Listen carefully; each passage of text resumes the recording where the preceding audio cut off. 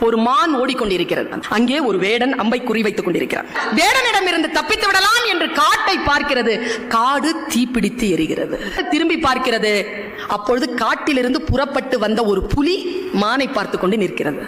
இந்த பக்கம் போகலாம் என்று இடது பக்கம் திரும்பினால வானத்தில் இருந்து பேர் இடி கேட்கிறது. காலெல்லாம் நடுங்க யோசிக்கிறது. அதனால் அடுத்த அடி எடுத்து வைக்க முடியவில்லை. காரணம், அது பிரசவ வலியில் இருக்கிறது. குட்டியை ஈனுவதில் தன்னுடைய கவனத்தை செலுத்துகிறது. அந்த சூழலை வேடன் பார்க்கிறார். அங்கே ஒரு புலி நிற்கிறது. இந்த பிரசவ வாடைக்கு புலி வந்துவிடக் கூடாதே என்று மனம் ஏதோ ஒன்று செய்ய தன் அம்பை சரியாக புலியிடத்தில் திருப்புகிறான் வேடன்.